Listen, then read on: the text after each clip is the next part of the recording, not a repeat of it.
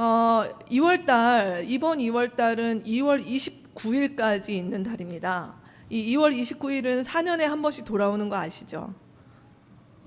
다들 모르셨다는 표정 당혹스럽습니다. 예, 2월 29일은 4년에 한 번씩 돌아오는 날이고, 그래서 올해는 365일이 아니라 366일입니다. 네. 처음 우리 재호 형제님 막 처음 하시는 것처럼 막 네. 예. 사실 저도 이제 조금씩 나이가 들어가니까 제가 새해가 되고 뭐 어른들 말씀대로 떡국 한 그릇 먹으면 뭐 나이가 한 살 들어간다 하는 것들이 굉장히 기쁘게 조금 느껴졌을 때는 한 10대까지였던 것 같아요. 그러니까 아직도 제 초등학교 때 기억 중에 나는 빨리 20살이 되었으면 좋겠다 했던 그 초등학생 때 저의 소원이 있었어요. 다 건너뛰고 20살이 되면 얼마나 자유로울까, 학교도 안 가고 뭐 이런 생각을 했던 기억이 있습니다. 근데 막상 이제 20살이 되고 20대가 되니까 제 20대의 기억이 25살이 그렇게 우울하더라고요. 이제 나의 청춘은 갔다 막 이랬면서 했는데 앞자리가 바뀌는 30이 되었을 때 좀 충격이 되었습니다. 내가 더 이상 젊지 않구나. 지금 생각하면 참 너무 이렇게 좀 가소롭지도 않은 생각 같아 보이기도 하는데, 그리고 막상 또 30대가 돼서 이렇게 나이가 또 가니까 언제 이렇게 또 빠른가 하다가 또 앞자리가 바뀌어서 이제 4자가 되고 이제 올해 드디어 45 이렇게 됐는데요. 되고 나니까 전에는 몰랐던 이 50대, 60대라고 하는 나이가 제가 예전에는 이렇게 별로 저랑은 상관없는 먼 미래의 이야기인 줄 알았는데 어느덧 이제 그게 나의 이야기구나. 죄송합니다. 여기 저보다 선배님들 계시는데 좀 그렇지 않는가. 그래서 그런 것들이 이제 체감이 되면서부터는 결코 뭐 새해 뭐 한 살 더 먹었네라고 하는 것들이 이렇게 꼭 좋지만은 않더라고요. 뭐 나이만 먹네 뭐 약간 이런 기분도 들고 그렇습니다. 여러분 어떠세요? 여러분은 올해 또 이렇게 혹시 나이의 앞자리가 바뀌시는 분 계신가요? 없으신가요? 우리 이윤목 집사님 그러면 올해 60. 네. 네. 네. 네, 우리 네, 이만청 집사님까지 두 분 네, 축하드립니다. 네. 그래서 그런지 올해 참 감사한 것은 저희가 365일을 사는 게 아니라 그래도 하루 더 있는 366일을 살 수 있다는 것이 그 하루가 참 감사한 것 같습니다. 예, 이렇게 우리가 새해를 맞이하면서 어떤 마음으로 또 여러분 각자 올해 새해에는 어떤 계획이나 또 각오나 어떤 기대와 꿈이 있으실 텐데, 우리 오늘은 특별히 시편 146편의 말씀으로 우리가 좀 새해를 맞이하면서 이런 기도로 좀 올 한 해를 살아보았으면 좋겠다, 우리 공동체가 이런 기도 가운데 나아갔으면 좋겠다라는 마음으로 오늘 말씀을 같이 봤으면 좋겠습니다. 여러분의 설교 안에 보시면 시편 146편 말씀이 있습니다. 우리 1절에서 10절 말씀까지 같이 한 목소리로 읽도록 하겠습니다. 할렐루야, 내 영혼아 주님을 찬양하여라. 내가 평생토록 주님을 찬양하며 내가 살아있는 한 내 하나님을 찬양하겠다. 너희는 힘있는 고관을 의지하지 말며 구원할 능력이 없는 사람을 의지하지 말아라. 사람은 수만 번 끊어지면 흙으로 돌아가니 그가 세운 모든 계획이 바로 그날로 다 사라지고 만다. 야곱의 하나님을 자기의 도움으로 삼고 자기의 하나님이신 주님께 희망을 거는 사람은 복이 있다.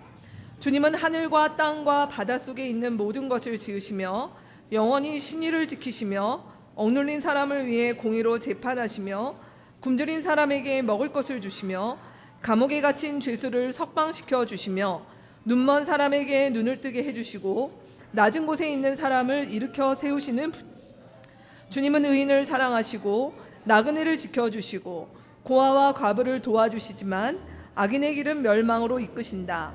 시온아, 주님께서 영원히 다스리신다. 나의 하나님께서 대대로 다스리신다. 할렐루야. 시편 146편뿐만이 아니라 시편이 전체 150편으로 되어 있는데 이 시편은 찬양입니다. 네, 찬양. 사실 우리가 교회에서 찬양이라고 하는 단어를 많이 쓰지만 이 찬양이라고 하는 말은 이 하나님께만 쓸 수 있는 독점적인 단어는 사실 아닙니다. 네, 찬양이라고 하는 말은 충분히 그것이 어떤 대상이든 쓸 수가 있는데 근데 이 찬양이라고 하는 것, 제가 뭐 아무나 이렇게 길을 가다가 아무나 붙잡고 이 시편 146편을 들이밀면서 이게 하나님을 찬양하는 노래인데 당신 한번 부르셨으면 좋겠습니다 라고 하면 사람들이 어떤 반응을 보일까요?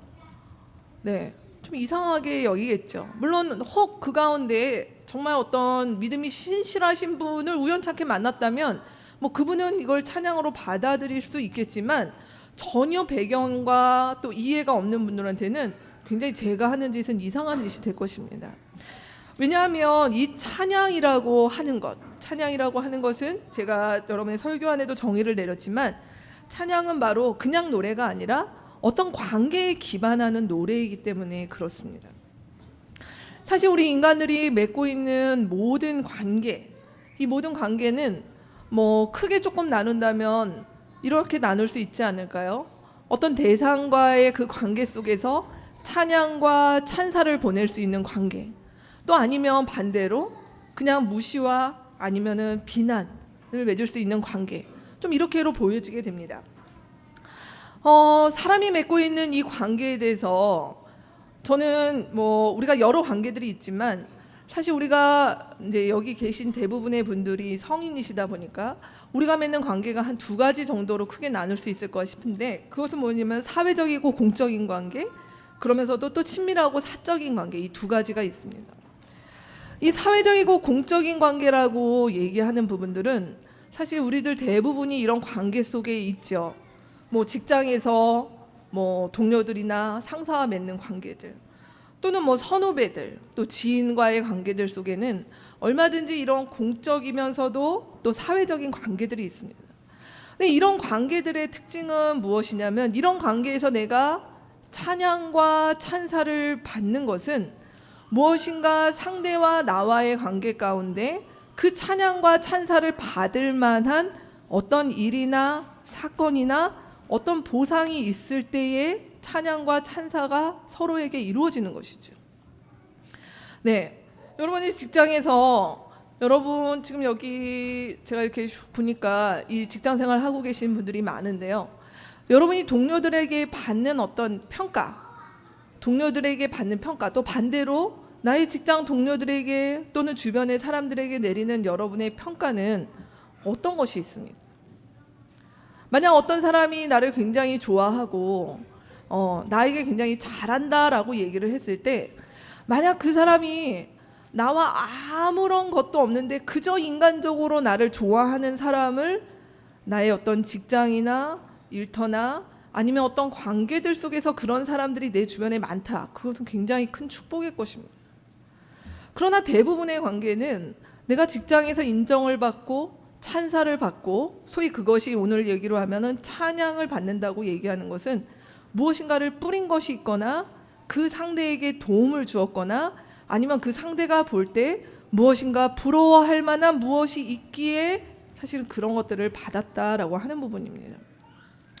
근데 반면에 친밀하고 사적인 관계로 우리가 여기는 것들은 사실은 우리가 무엇을 주기 때문에, 우리가 무엇을 그 사람에게 유익을 끼쳤기 때문에 그 사람의 인정과 찬사와 찬양을 받는 것이 아니라, 사실은 서로의 존재 자체로, 서로가 함께하는 것만으로도 충분히 기쁘고 감사하고 또 찬사를 보낼 만한 관계가 되었을 때 사실은 우리가 친밀하다, 그리고 그것이 아주 어떤 개인적이고 사적이며 편안해지는 관계다라고 볼 수가 있는 것이죠. 이런 구분을 우리가 기계적으로 나의 어떤 가족은 친밀하고 사적인 관계입니다라고 꼭 얘기할 수만은 없는 것 같아요. 이번 명절에도 많은 분들이 사실 가족을 방문하고 가족과의 관계 가운데 있지만, 그 가족과의 관계가 뭐라고 할까, 아무것도 안 해도 그냥 마냥 편한 그런 관계로만 있는 가족들도 있는 반면에, 이 명절이 되었고 분명히 그는 가족임에도 불구하고 무엇인가를 해줘야 되고 해내야 되는 관계들이 있을 때 사실은 우리는 불편함들이 있죠. 제가 이 얘기를 왜 드리냐라고 한다면은, 사실 우리가 하나님과의 관계를 맺는 부분도 결국은 사람하고 관계를 맺는 것과 매우 유사해서, 우리가 마치 사람과의 관계에 있어서 내가 어떤 조직에 또는 어떤 관계 속에 몸담고 있을 때 내가 아무 것을 하지 않아도 나의 존재만으로, 또 상대에도 마찬가지로 그렇게 그냥 인정하고 서로 받아들이고 존중할 수 있는 것이라면 참 귀한 것이죠. 근데 많은 경우에 우리가 겪게 되는 사회 속에서, 또 우리가 어른이 되고 또 나이 들어가고 조금씩 어떤 역할을 한다는 것은 내가 아무것도 하지 않아도 되는 것이 아니라 나의 역할과 지위에 걸맞는 무엇인가를 해냄으로써 비로소 그 관계 속에서 내가 존중받고 인정받고 해야 되는 것들이 너무 많다는 것입니다. 근데 우리는 누구나 우리가 바라고 기대하는 관계는 그러한 관계들도 있지만, 그러나 그러한 관계가 아닌 그냥 나를 있는 그대로 받아들이고 존중하는 관계 속에 있을 때 비로소 사람은 안정감을 누리게 되고 거기서 내가 비로소 사랑을 받는다고 하는 것들을 알게 된다는 것이죠. 하나님과의 관계도 이와 흡사한 면이 분명히 있습니다. 우리는 하나님을 아무런 관계 없이 그냥 우리가 어떤 절대적인 어떤 능력과 아니면은 신비한 힘을 가진 존재에게 가서 그냥 내가 구하고 기도하고 해야 되는 것이 아니지 않습니까? 신앙이란 건 무엇이냐? 하나님과의 기본적인 관계입니다. 근데 하나님과의 관계를 우리가 어떻게 맺고 있는가라고 하는 부분이라는 것이, 하나님 앞에 섰을 때 우리는 하나님으로부터, 하나님이 내게 하나님이 되기 위해서는 그분이 나의 기도 제목에 응답하시거나, 그분이 나의 인생에 어떤 필요한 것들을 채워주시거나, 그분이 나의 인생에 무엇인가를 해주심으로 하나님이 되는, 또 반대로 이야기하면 내가 언제 하나님의 백성이 되는가, 내가 무엇인가 신앙생활을 잘하고 교회에 무엇인가를 기여하고 소위 말하는 교회 생활을 잘한다라고 여겼을 때 우리가 하나님의 백성이 되고 구원이 담보가 된다고 한다면 사실 우리의 신앙도 굉장히 부자연스럽고 우리 가운데 굉장히 무거운 짐이 될 것입니다. 근데 성경은 우리 가운데 무엇이라고 얘기하냐면, 오늘 우리가 봤던 이 1절과 2절 말씀에 보면 이 사람이 하나님을 찬양합니다. 이 본문에 나오는 시인은 하나님을 찬양하는데 2절 말씀에 보면 평생토록 내가 살아있는 한, 자신의 삶 속에서 하나님을 찬양하는데 사실은 이유가 없어요. 하나님을 찬양해야 되는데 하나님이 어떠하시기 때문에 내가 하나님을 찬양한다, 그런 이유가 없는 것입니다. 그저 이 사람은 지금 무엇이라고 얘기하냐면 그분이 내 하나님이기 때문에 하나님을 찬양한다는 것이에요. 이것이 신앙의 우리의 비밀인 것입니다. 우리의 찬양이 바뀌는 것, 여러분 한번 작년 한 해도 또 우리의 살아온 시간들을 한번 돌이켜 보십시오. 내가 하나님을 찬양하고 하나님께 찬사를 드리고 하나님께 감사를 드리는 것이 그럴 만한 이유와 어떤 것들이 있을 때 나의 감사와 찬양이 거기에 머물러 있었다라고 한다면, 하나님 우리 가운데 오늘 더 요청하시고 부르시는 자리는 그렇게 무엇인가를 했기 때문에, 마치 우리가 사회적이고 공적인 관계를 맺는 관계 속에서 이루어지는 것과 같은 그러한 것이 아니라 우리가 하나님이 그저 나의 하나님이시기 때문에 그분이 나의 찬양을 받기에 그것 때문에 합당하다, 그것으로도 충분합니다 라고 이루어진다면 사실 우리의 찬양은 달라질 것입니다. 그러기 오늘 1절과 2절 말씀에서 우리에게 올 한 해 하나님께서 주시는 도전은 무엇인가? 올 한 해 우리의 찬양이 하나님이 올 한 해 내가 세운 어떤 계획에 힘을 실어주시고 나의 기도 제목을 이뤄주시고 내가 생각지도 못한 어떤 것들을 열어주셔서 하나님 감사합니다, 하나님 그래서 하나님을 찬양합니다, 아 정말 그래서 하나님이 하나님이셨군요 하는 그 찬양에서 조금 더 나아가서 서서 하나님이 우리 인생 가운데 그런 일이 없으시고 그저 나의 인생이 2016년 참으로 밋밋하게 지나갔다 할지라도, 그러나 내 안에 감사의 씨가 마르지 않는 것은 하나님이 나의 하나님이시기 때문에 그분과 내가 누리는 그 관계가 어느 해보다도 참으로 친밀하고 풍성하고 그 안에서 내가 신뢰와 안정감을 누렸기 때문에 하나님, 내가 하나님의 하나님 되심만으로 주님을 찬양합니다, 그렇게 나아가기를 주님께서 우리 가운데 원하십니다. 그래서 올 한 해 우리의 신앙의 성장, 우리의 신앙의 성장은 여러분 가운데 개인적으로 올 한 해 내가 성경 일독을 해야겠다, 올 한 해는 뭘 해봐야겠다 하는 부분들도 굉장히 중요하지만, 저는 올 한 해 여러분께 도전하고 싶은 것은 올 한 해 나의 찬양이 바뀌는 한 해가 되었으면 좋겠다. 그 찬양이 바뀌는 것은 결국 무엇을 이야기하는가? 나와 하나님과의 관계가 무엇을 주고받고의 관계, 응답을 들어주시고 나를 밀어주시고 나의 길을 인도하시고 라고 하는 것을 넘어서서 그냥 하나님이 나의 하나님이시기 때문에, 하나님이 나의 아버지 하나님이시기 때문에 내가 주님을 찬양할 수 있습니다 하는 그 관계의 변화에서 찬양의 변화로 나아가는 그런 한 해가 우리 모두가 되었으면 좋겠습니다. 같이 저를 한번 따라해 보실까요? 삶으로 하나님을 찬양하는 한 해 되게 해주십시오. 네, 그런 한 해가 되었으면 좋겠습니다. 자, 그렇다면 어떻게 우리가 이렇게 하나님을 아무런 조건이나 어떤 것이 없이 그 하나님 자체로 나의 하나님 되심을 기뻐할 수 있는가? 그 비밀이 오늘 3절에서 5절 말씀에 시인은 이어서 이야기하고 있습니다. 오늘 3절에서 5절 말씀 우리 다시 한번 읽어볼까요? 너희는 힘 있는 고관을 의지하지 말며 구원할 능력이 없는 사람을 의지하지 말아라. 사람은 수만 번 끊어지면 흙으로 돌아가니 그가 세운 모든 계획이 바로 그날로 다 사라지고 만다. 야곱의 하나님을 자기의 도움으로 삼고 자기의 하나님이신 주님께 희망을 거는 사람은 복이 있다. 오늘 말씀에서 4절 말씀만 여러분 한번 먼저 보십시오. 4절 말씀만 떼어보내면 이 4절 말씀을 모르는 사람은 이 세상에 아무도 없습니다. 우리가 조금만 나이가 들고 철이 들면 우린 4절 말씀을 다 알아요. 결국 내가 인생 가운데서 열심히 살지만 만에 하나 올 한 해 주님께서 우리를 어떤 일로 갑자기 부르신다면 이 가운데 저를 포함해서 누구도 하나님께서 우리를 나이 순으로 부르시거나 아니면 건강 상태 순으로 부르시는 것은 꼭 아닙니다. 주님이 우리를 언제 부르실지 몰라요. 그러면 어떻게 된다고요? 그가 세웠던 모든 계획, 나는 올 한 해 뭐 해외에 어디 여행을 가겠어. 난 올 한 해 뭐 집을 장만해서 이사를 가겠어. 올해 차를 바꾸겠어. 올해 뭐 우리 아이가 이렇게 됐으면 좋겠어. 하는 모든 계획이 사실은 그날부로 이미 죽은 고인에게는 아무런 의미가 없는 것입니다. 그것은 그에게 아무런 영향을 미치는 것이 아니라는 것이죠. 저는 이 말씀을 뿐만이 아니라 새해가 되면 그런 습관을 하나 가지게 되었습니다. 올 한 해 계획을 많이 세우는 것보다 사실 이번 주에 전도서를 읽었는데요. 전도서를 읽으면서 드는 제 마음의 계획은 내가 올 한 해 무엇을 할까?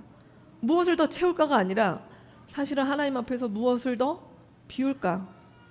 올 한 해 올 한 해 더 어떤 것들을 내려놔야 될까라는 생각을 해보게 됩니다.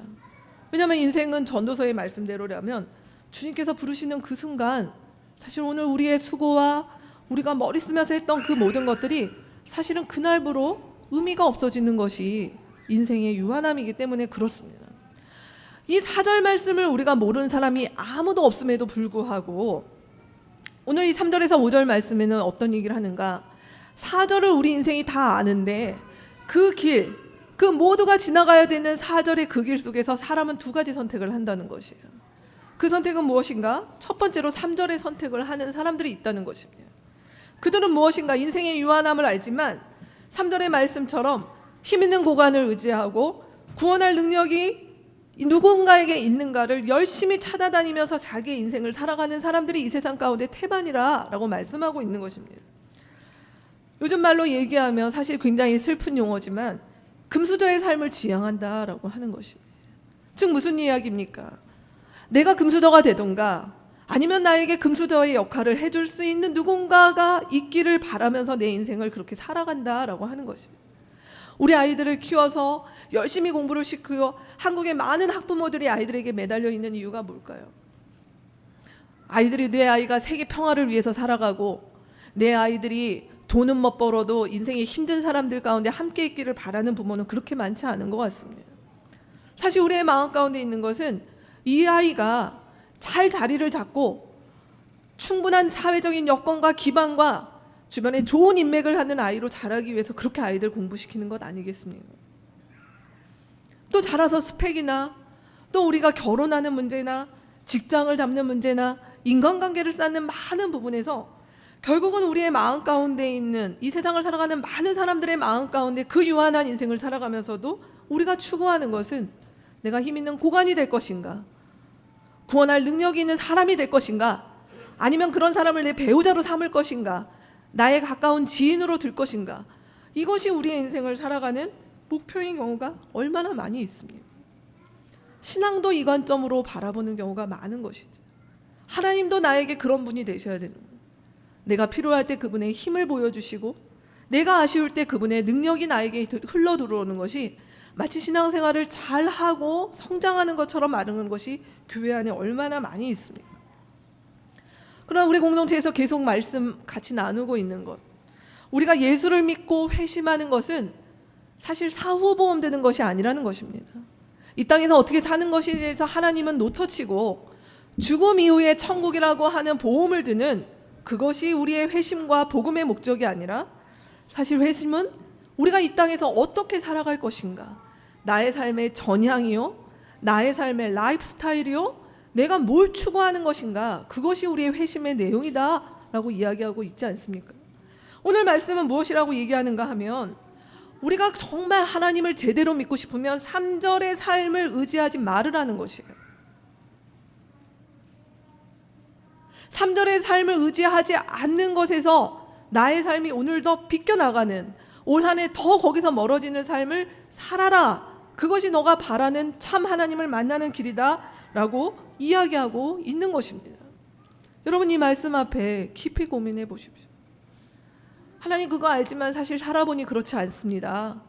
내가 이 땅에서 얼마나 하루하루 힘들게 치열하게 살아가는데 그게 말이 안 됩니다, 하나님 이라고 한다면 사실 어쩌면 우리는 하나님을 제대로 모르는 것일 수밖에 없습니다. 오늘 성경 우리 가운데 굉장히 단호하게 명령합니다. 하나님을 제대로 믿는 것, 하나님의 하나님 되심을 경험하고 싶은 사람 3절의 삶에서 떠나가라. 주께서 우리 가운데 그렇게 도전하십니다. 그렇다면 어떻게 나아갈 것인가? 하나님을 제대로 믿는 하나님의 백성이라면 5절의 삶이라는 것이죠. 5절의 말씀 무엇이라고 얘기합니까? 야곱의 하나님을 자기의 도움으로 삼고 그분께 희망을 거는 삶, 그것이 우리가 바로 지향해야 될 삶의 방식이요, 우리가 가야 될 우리의 인생 길이다라고 말씀하고 있는 것입니다. 오늘 말씀에 야곱의 하나님이라고 하는 표현이 있습니다. 야곱의 하나님, 우리 성경을 조금 아시는 분들이라면 이 야곱이라고 하는 사람은 성경에 나오는 아주 유명한 사람입니다.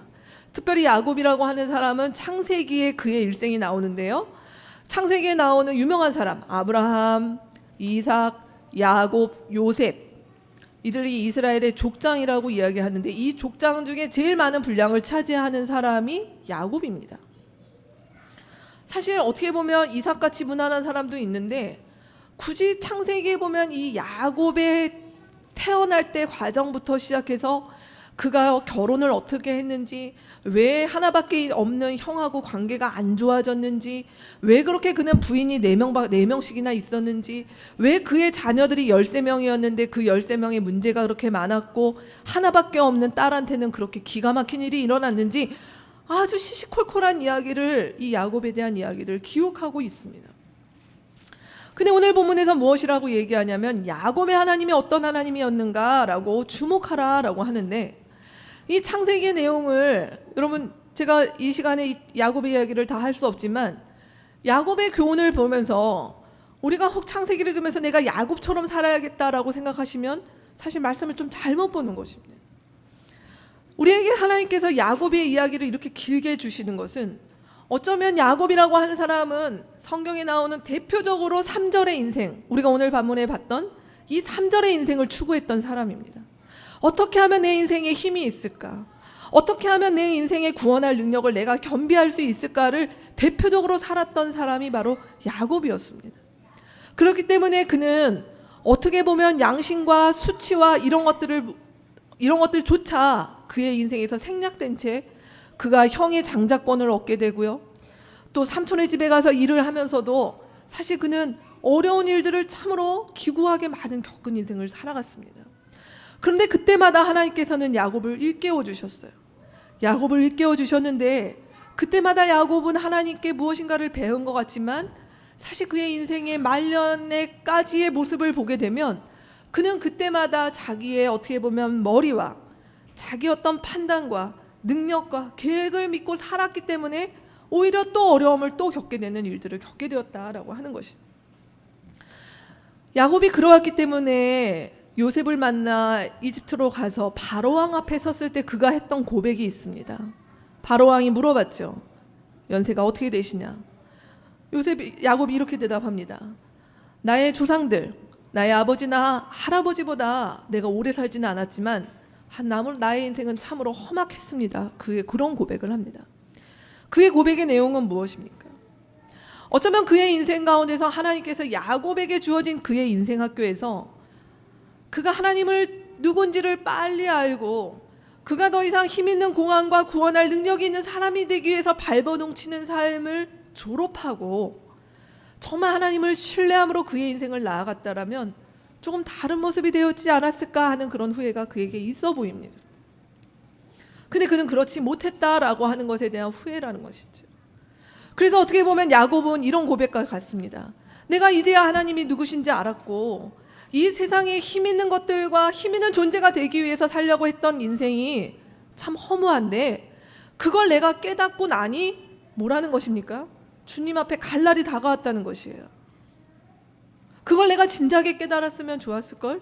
주님 앞에 갈 날이 다가왔다. 그렇게 이야기하고 있는 거예요. 우리 하나님 우리에게, 우리 여기 계신 모든 분들에게 각자에게 맞는 하나님의 레슨이 있습니다. 우리가 아이들을 가르쳐보고 제가 예전에 아이들을 이렇게 가르쳐보면 사실 성적이 오르는 아이들은 새로운 문제집을 계속 푸는 아이들이 아니라 내가 틀린 게 무엇인지 알고 그 오답노트 관리를 잘하는 것입니다. 그래서 내가 틀린 것에서 다시 안 틀리는 것이에요. 하나님이 우리 인생 가운데 각자에게 주시는 교훈이 있습니다. 각자에게 주시는 레슨이 있습니다. 근데 너무나 희한하게 우리가 어디서 미끄러집니까? 늘 미끄러지던 데에서, 내가 늘 약하던 데에서 그걸 반복하며 시간을 보냅니다. 하나님이 우리 인생에 가르치는 그 학교에서 만학도로 남지 마십시오. 오래 공부를 하고 오래 하나님을 알고 하나님을 알았는데 근데 하나님께서 부르실 날이 다가오는, 그건 좀 너무 슬프지 않습니까? 하나님이 이런 분이시라는 것을 알면 그 하나님께 일찍 전향하여 내게 주어진 삶이 언제일지 모르지만 그분께서 기대하고 그분께서 이것이 맞다라고 하신 삶으로 우리의 삶을 하나님께 내어드리는 것이 맞다는 것입니다. 그것이 하나님을 의지하는 방법입니다. 그럴 때 비로소 하나님이 누구시며 하나님이 참된 하나님이심을 볼 수 있다라고 하는 것입니다. 그러기에 올 한 해 우리 공동체 하나님 앞에 이렇게 기도했으면 좋겠습니다. 하나님 아닌 다른 것. 이제 또 올 한 해 이제 시작이 되죠. 2월 명절이 지나가고 나면 올 한 해 바쁘게 지나갈 것입니다. 분주하게 내게 주어진 일들을 우리 모두가 살아낼 것입니다. 그때마다 우리가 하나님 앞에 기억하고 문득문득 물어야 됩니다. 내가 왜 이렇게 지금 열심히, 내가 뭘 추구하면서 이렇게 치열하게, 내가 뭐 때문에 여기에 시간과 물질과 나의 에너지를 왜 쏟고 있는가라고 물을 때 하나님 앞에서 혹여나 내가 이것들이 내 인생의 이 땅 가운데서 유한한 힘 있는 고관과 구원할 능력이 있는 그 무엇이 되거나 그런 것들을 갖추고자 하는 것들이 있다면 여러분 멈추셔야 됩니다. 하나님 앞에 물어봐야 됩니다. 그것이 아니면 우리는 우리의 인생에서 하나님께서 가르치신 이 레슨을 오랫동안 레슨만 받는 만학도로 우리의 인생을 그렇게 또 갈 수밖에 없을 것입니다. 그래서 우리 한번 이렇게 같이 올 한 해 두 번째 기도, 저를 한번 따라해 보시겠습니까? 참 하나님을 의지하는 한 해 되게 하소서. 그분이 참 하나님이십니다. 우리에게 힘 있는 고관과 구원의 능력으로 우리 가운데 복을 주시는 분이 아니라 하나님 그분 자체가 그렇다. 그분이 우리의 도움이요 그분이 우리의 희망이다 라고 말씀하고 있습니다. 자, 마지막 말씀입니다. 그렇다고 한다면 지금 그 하나님은 무엇을 하고 계신가 라고 하는 부분, 그 하나님은 어떤 분이신가, 그래야지 우리가 그 하나님을 제대로 만날 수 있지 않겠습니까? 오늘 그 하나님이 어떤 일을 하고 계시는가 6절에서 특별히 9절 말씀에 오늘 나온 말씀에 있습니다. 오늘 6절에서 9절 말씀에 보면, 먼저 6절 말씀에 보면 주님은 무엇을 하고 계십니까?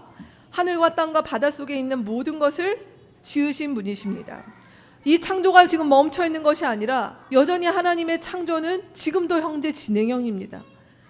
하나님께서 오늘도 새로운 창조를, 또 새로운 생태계를 하나님께서 만드셨기 때문에 우리가 먹고 사는 모든 것들과 이 온 세상에 있는 자연 만물과 우리가 보고 느끼고 있는 이 생태계가 유지되고 있는 것 아니겠습니까? 그뿐만 아니라 주님은 영원히 신의를 지키신다라고 말씀하십니다. 이제 곧 봄이 되겠죠. 이 홀탑교 참 아름다운 곳인데 지금은 이렇게 좀 삭막하지만 이제 봄이 되기 시작하고 이곳에 이제 봄의 물기를 머금기 시작하면 이 동산에는 아름다운 벚꽃이나 개나리나 이 모든 것들이 만발하게 필 것입니다. 저는 이 꽃들이 피는 것들을 볼 때마다 그 누구도 이것들을 지키고 보호한 사람이 사람들 가운데 없을 텐데 우리의 창조주 되신 하나님께서 해마다 성실하게 이 꽃들을 피워나가시는 것들을 볼 때마다 우리 하나님의 영원한 신의를 지키시는 그 약속의 한 징표가 아닌가라는 생각을 해보게 됩니다. 6절 말씀은 이 창조주 하나님께서 우리의 삶을 돌보시는 하나님이라는 말씀을 하고 있습니다. 근데 오늘 우리가 주목해야 될 말씀은 7절에서 9절 말씀입니다. 오늘 7절에서 9절 말씀에는 다양한 사람들이 나오고 있는데 억눌린 사람, 굶주린 사람, 감옥에 갇힌 죄수, 눈먼 사람, 낮은 곳에 있는 사람, 고아와 가부, 나그네 이런 표현들이 나오고 있습니다. 7절에서 9절에 나오는 사람들은 요즘 말로 이야기하면 세상의 흙수저들입니다. 이들에게는 의지할 수 있는 고관이나 능력이 없기 때문에 사실 오늘날도 그렇고 예전에도 그랬지만 나에게 힘과 능력과 권력이 있으면 내가 억눌리거나 굶주리거나 하는 그 위기 가운데 놓이지 않을 것입니다. 얼마든지 내가 가지고 있는 것, 내가 가지고 있는 어떤 사람과의 관계 속에서 이 모든 것들은 해소가 될 수 있겠죠. 근데 오늘 7절에서 9절 말씀에 나오는 사람들은 그런 존재가 없는 사람들입니다. 그렇기 때문에 그들의 삶은 이 지경이 되었습니다. 억눌린 가운데, 굶주린 가운데, 또 감옥 가운데, 또 낮은 곳 가운데 있는 사람들이 있다라고 말씀하시는데 오늘 하나님은 무엇을 하고 계시는가?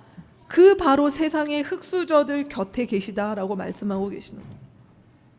그래서 하나님은 그들 곁에 계셔서 때로는 그들의 대변인이 되어주시고 그들의 보호자가 되시고 치료자가 되시고 그들의 상담자로서 하나님은 오늘 그들 가운데 계시다라고 말씀하고 계십니다.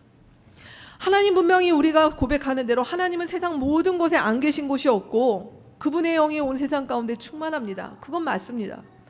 근데 오늘 하나님께서 오늘 이 말씀 가운데서 무슨 얘기하고 계시냐면 그러나 내가 두드러지게 일하는 곳, 내가 활발하게 하나님께서 역사하시는 삶의 다리는 어디냐면 바로 이들 가운데 하나님께서 계시다라고 하는 것입니다. 아무도 보호할 자들, 아무도 그들의 입장을 대변할 수 없는 자들 곁에 주님은 계시다라고 얘기하십니다. 그래서 그나마 이 세상의 깨어짐 속에서도 그들을 지키고 보호하시는 일들이 있다라고 하는 것들을 우리가 알 수 있게 되죠. 그렇다면 이 하나님의 일하심을 도대체 우리가 어떻게 알 수 있는가라고 하는 것입니다. 오늘 말씀은 우리 가운데 얘기하는 것이 아주 선명합니다. 하나님은 어디 계시냐 우리 가운데 되묻고 있는 것이죠. 우리는 종종 물어보죠. 도대체 하나님 계시긴 한 거야? 하나님 일하시긴 한 거야? 근데 오늘 하나님은 6절과 7절, 9절 말씀에 8절, 9절 말씀에서 말씀하고 계시는 것, 나 지금 일하고 있다 라고 이야기하시면서 거꾸로 우리 가운데 너는 어디 있냐? 너가 나를 보기를 원한다면 내가 있는 곳, 내가 일하고 있는 곳, 그곳으로 와야 되지 않는가? 주님께서 그렇게 우리 가운데 묻고 계시는 것입니다. 하나님의 일하심을 보고 싶는가?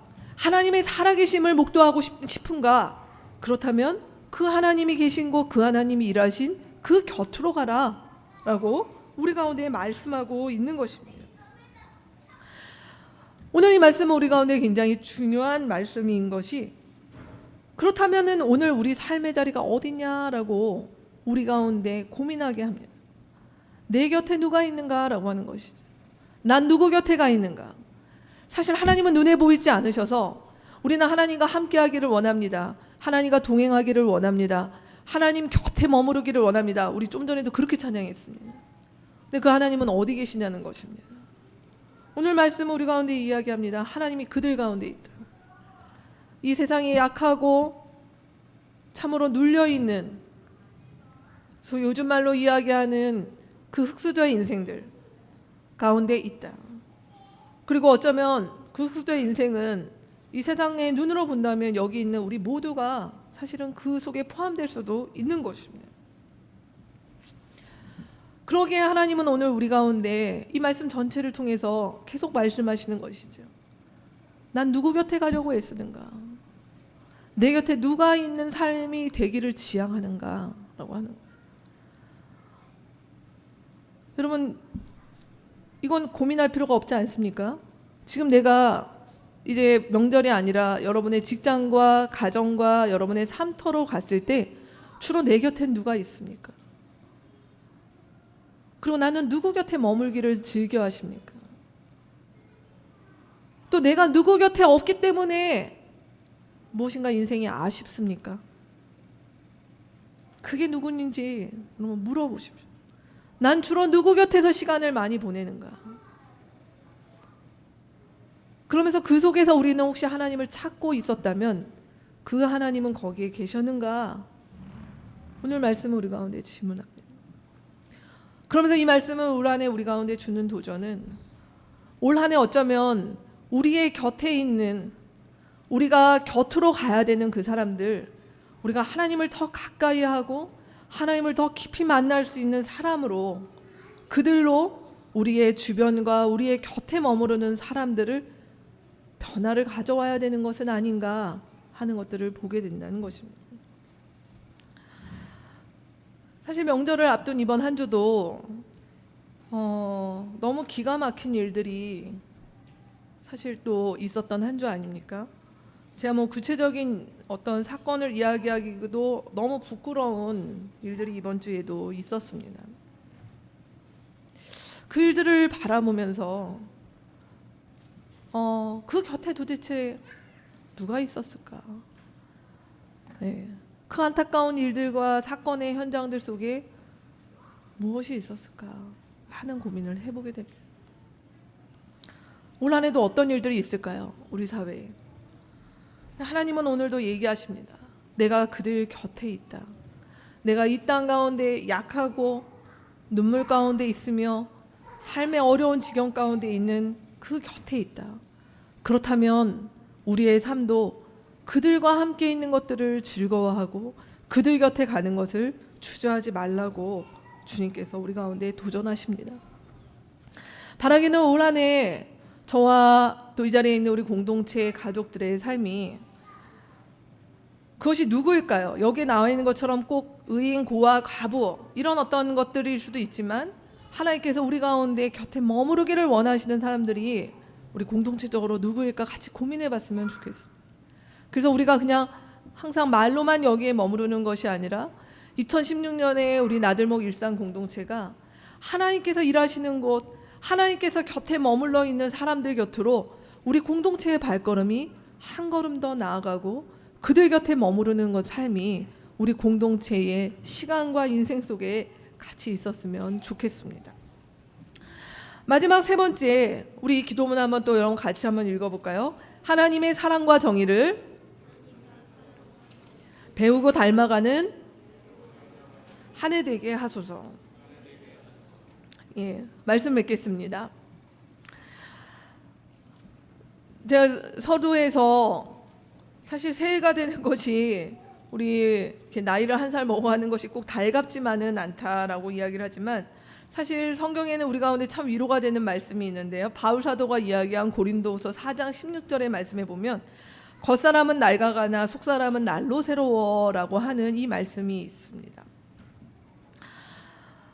이 말씀의 비밀이 뭐에 있을까요? 분명 우리는 올해 이제 한 살 더 나이가 들어가니 몸도 더 예전 같지 않고 피부도 더 옛날 같지 않고 피로감도 느끼는 것도 더 옛날 같지 분명히 않을 것입니다. 근데 이것이 우리 가운데 그냥 슬프다 이렇게 젊으면 같구나 해야 될 일이 아니라 성경 우리 가운데 말씀하시는 비밀이 있습니다. 우리의 겉사람은 그렇게 낡아가지만 우리의 속사람은 늘 새로울 수 있다. 그것은 무엇입니까?